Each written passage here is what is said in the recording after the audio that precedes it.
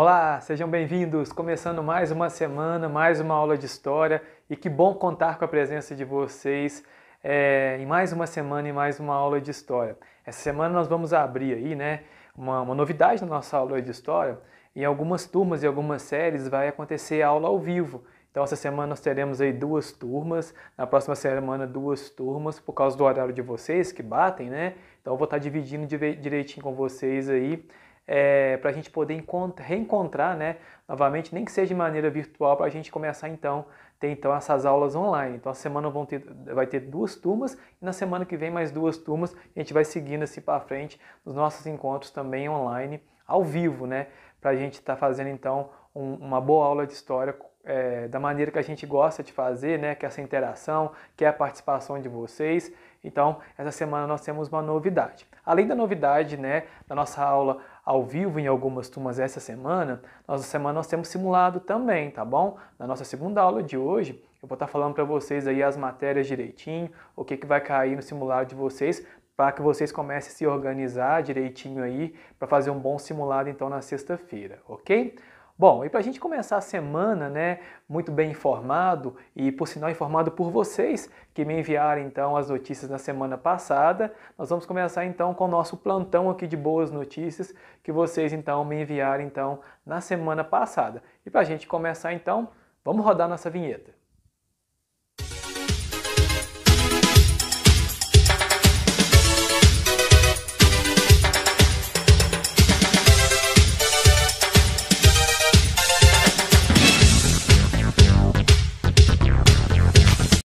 Eu começo muito bem o nosso plantão aqui das boas notícias na nossa aula de história de hoje, trazendo para vocês a boa notícia que o Caio, aluno do 6º ano, nosso amigo e parceiro, nos enviou então na semana passada. Não somente o Caio, mas eu também percebi que outros alunos também de outra sala também enviou então essa notícia aqui, que é a seguinte, olha só que bacana, ó.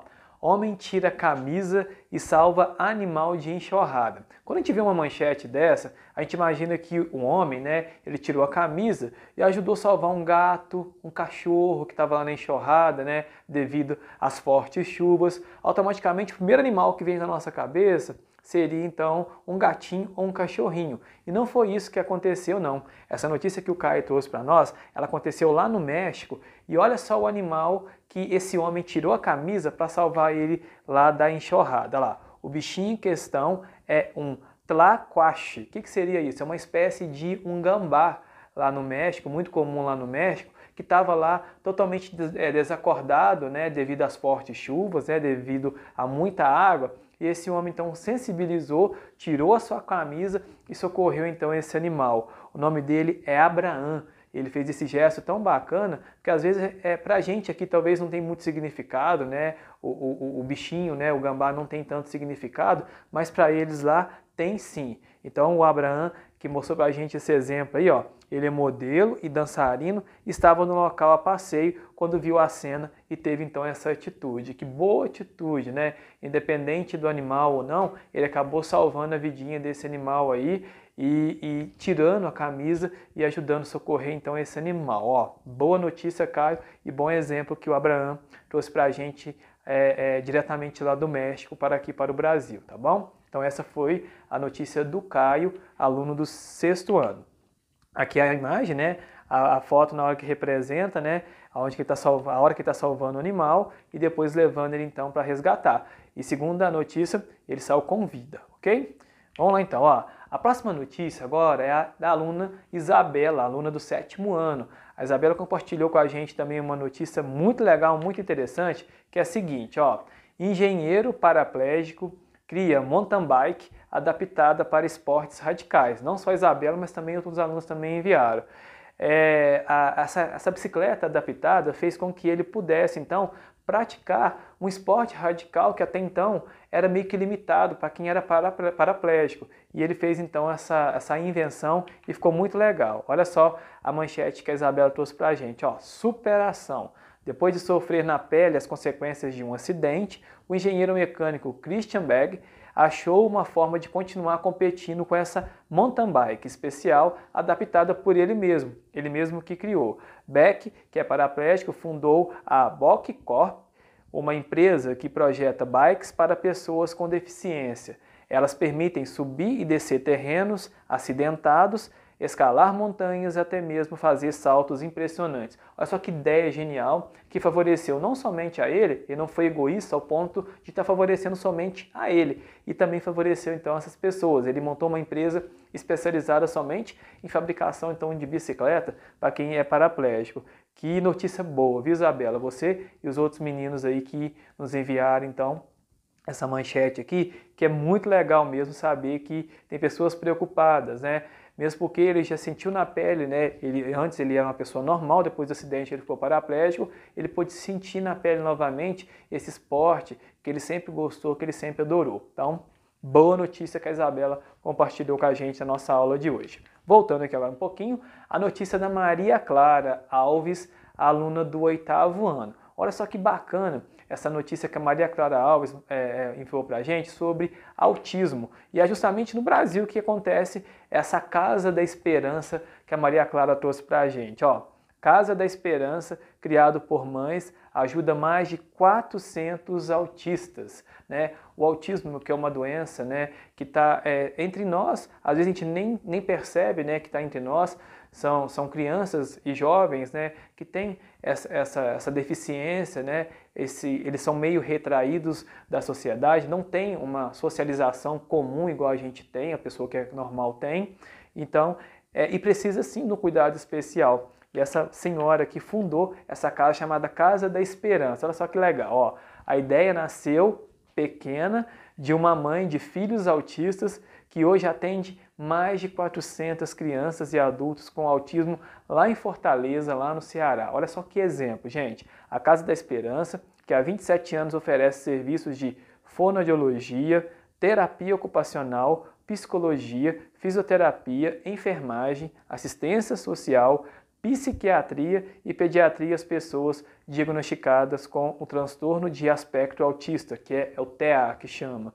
Hoje a casa funciona com mais de 160 profissionais. E essas pessoas que são atendidas lá são atendidas gratuitamente, porque são tratamentos caros, né? Fonoaudióloga, psiquiatra, né? Enfim, são tratamentos, se fosse para você pagar, é muito caro e muito inviável para algumas pessoas.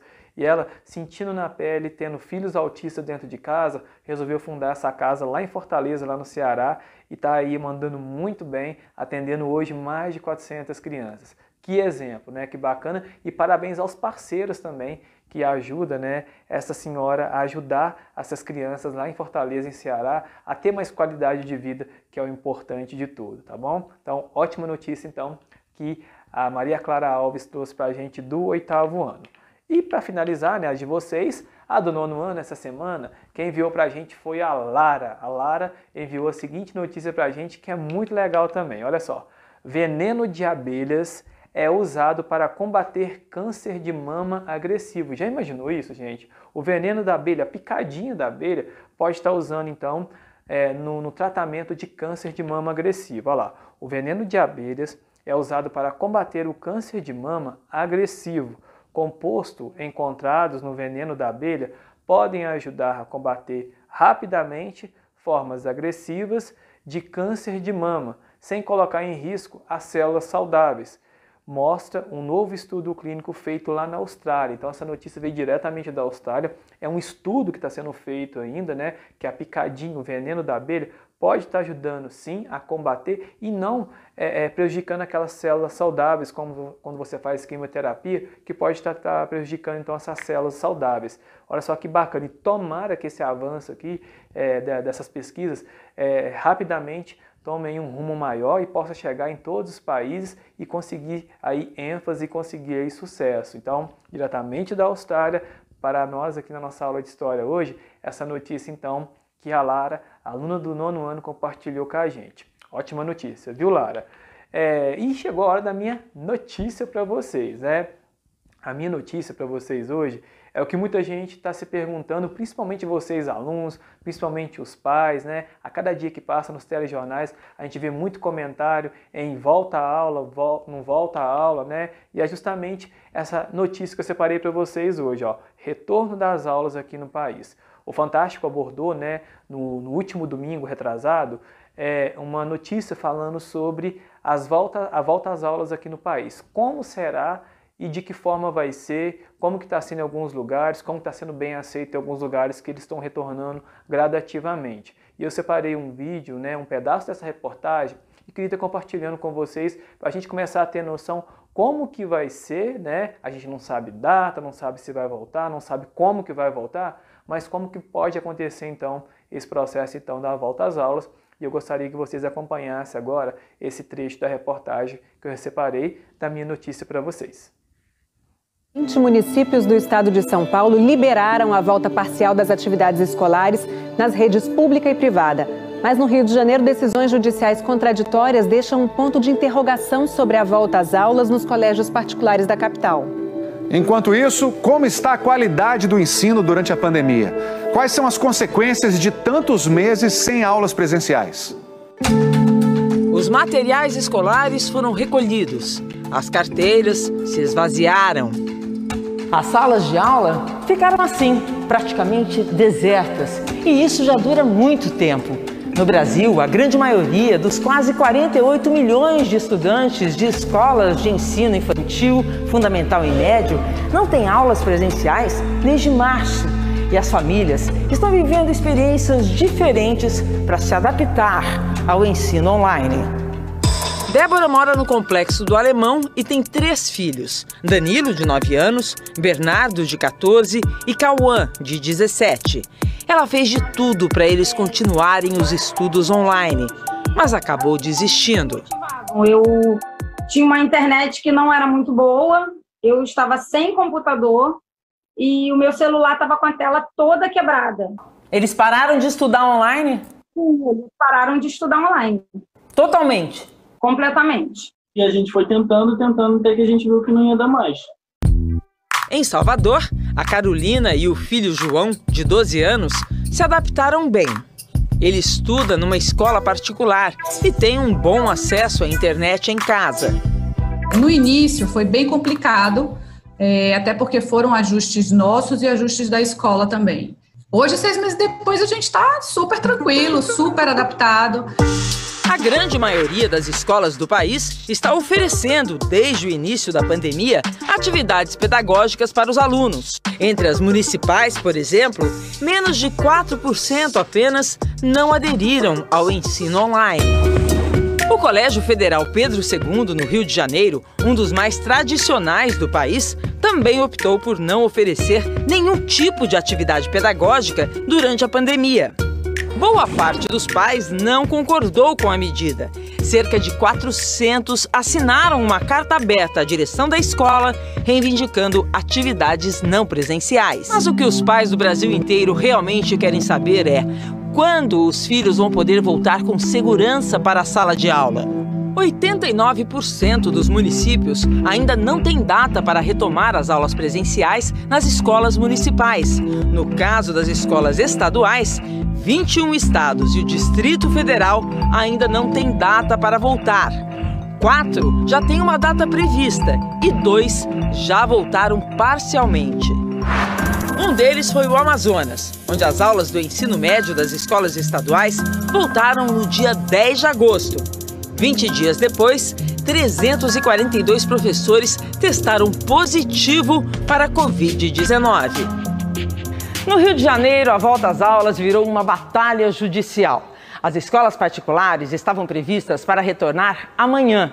Mas na última quinta-feira, o Sindicato dos Professores conseguiu uma liminar suspendendo a volta das aulas presenciais enquanto não houvesse uma vacina contra a Covid-19 ou um estudo que comprovasse que não há risco para professores e alunos. Mas hoje à tarde mudou tudo de novo. A Justiça do Trabalho reverteu a decisão, atendendo a um pedido do Sindicato dos Estabelecimentos de Educação Básica. Ou seja, as escolas do interior do Rio podem voltar a partir de amanhã. Mas na capital, a prefeitura diz que as escolas particulares ainda não podem reiniciar as atividades presenciais por causa de outra decisão judicial ainda vigente. A prefeitura afirmou que está com recurso no Supremo Tribunal Federal e que aguarda uma decisão. Entendemos que nesse momento as escolas já estão plenamente adequadas a todo o protocolo que foi feito ao longo de todo esse período para, então, o regresso das crianças, efetivamente, todos os colaboradores das unidades educacionais. Se você colocar em 1/3 hoje as atividades presenciais, você coloca na rua pelo menos mais 500 mil pessoas. E aqui não está se falando de saúde só do trabalhador, não, tá? Está se falando também das crianças, está se falando dos jovens, dos adolescentes e da comunidade escolar.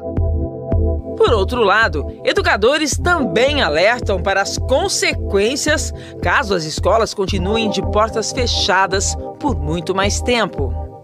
A evasão escolar é uma grande preocupação agora?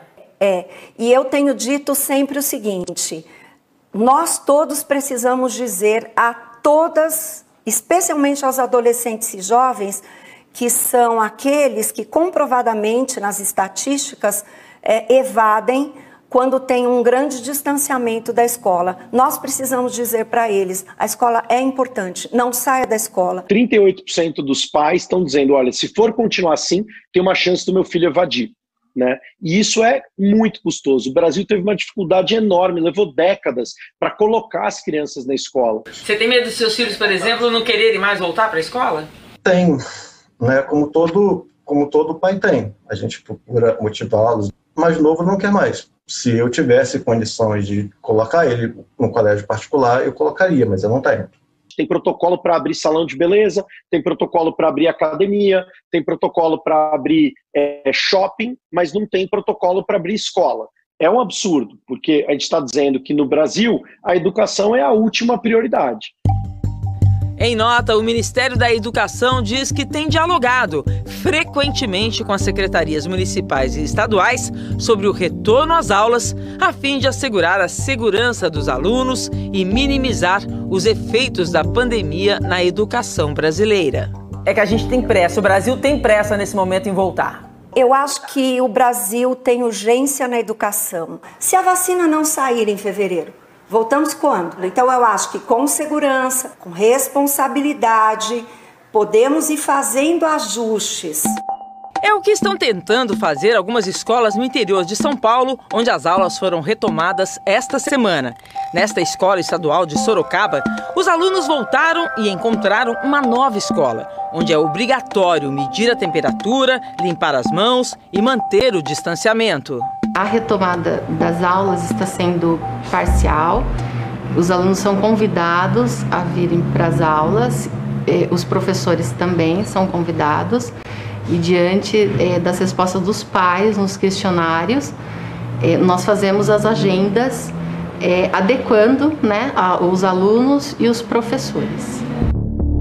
Por enquanto, a escola só recebe 20% dos alunos por dia. E aquela hora barulhenta do recreio virou um momento solitário e silencioso, com cada um na sua mesa. Vai ter sempre um professor, um agente sempre puxando nosso pé para não manter a distância sempre. E eu acho muito bom ter voltado. Mas por enquanto, a grande maioria das escolas do país permanece de portões fechados. Enquanto essa situação sobre a volta ou não das aulas presenciais se arrasta, os professores tentam ensinar e os alunos tentam aprender através do ensino remoto. Mas a pergunta que fica é: eles estão conseguindo? Então, existem aprendizagens, porque já é comprovado que os estudantes aprendem coisas nessa integração, e existem outras coisas que talvez não se aprenda do mesmo jeito que se aprenderia na aula presencial. Às vezes eu estou vendo ele distraído com outra coisa, aí eu puxo ele, digo, João, presta atenção na aula. Eu entrei numa crise de ansiedade muito grande, porque eu me senti muito incapaz de conseguir fazer o meu filho render alguma coisa. Eu ainda estava naquele desespero de, ai meu Deus, ele vai perder o ano. Os pais não devem ter essa sensação de que o tempo, esses 6 meses sem aula, foi um tempo perdido? A gente não vai cancelar o ano. Temos outros países que também suspenderam as aulas. A primeira coisa que foi feita na volta foi isso. Faz a avaliação, vê onde está e planeja como vai seguir. E nós estamos preparados para isso, Kátia? Eu confio muito que nós temos professores muito preparados para ajudar. Estou muito impressionada com o que eu vi no Brasil inteiro. Esses professores não desistiram dos seus alunos. Vamos confiar nos nossos professores. Aí, gente, vamos aguardar, né? Vamos aguardar que cada caso é um caso, cada região é diferente uma da outra, e isso que a gente tem que estar esperando. Enquanto não volta, né? Tenho certeza que era o desejo de todos nós estarmos agora nesse momento numa sala de aula, né? Tendo contato na sala de aula, a gente vai tocando o barco por aqui, de maneira diferenciada, é claro, mas tenho certeza com muito carinho, com o objetivo de levar informação para vocês sempre, ok? Bom, o que vocês vão fazer nesse resto de aula nossa? Vamos fazer 2 atividades hoje. Qual vai ser as 2 atividades de hoje? Eu quero que vocês mandem para mim uma notícia, né? Nesses moldes que vocês estão mandando, uma notícia boa, uma boa notícia. E na nossa aula de hoje, eu vou querer, pegando um gancho na minha reportagem que eu trouxe para vocês, que vocês escrevam para mim em forma de texto como que vocês acham que vão ser a volta às aulas. Use a imaginação de vocês, use a criatividade de vocês e escrevam para mim como que vocês acham. Não vem com miséria de texto, não. Tem hora que vocês mandam um texto, uma preguiça danada. Mandem aí textos que eu tenho certeza que todos vocês têm capacidade de fazer e fazem muito bem. E mandem para mim como que vocês imaginam que vai ser a volta às aulas, né? A maneira que vai ser. Você pode estar contando em forma de história, como vai ser seu primeiro dia na escola, como que vai ser o reencontro com os professores, o reencontro com os amigos. Então, essas 2 atividades que vocês irão fazer para mim nessa aula. A notícia boa e essa volta às aulas na imaginação de vocês. A volta às aulas na imaginação de vocês, eu vou estar trazendo na próxima aula nossa uma historinha contada que eu vou escolher para vocês, dentre a que vocês me mandarem, eu vou estar contando em forma de historinha para vocês aqui na nossa aula de história, ok? Capriche na atividade de vocês, desejo para vocês aí um ótimo início de semana e na próxima aula eu conto para vocês aí quais vão ser as matérias que vai cair no nosso simulado essa semana, ok? Tenham um ótimo dia, uma ótima semana e até a próxima aula.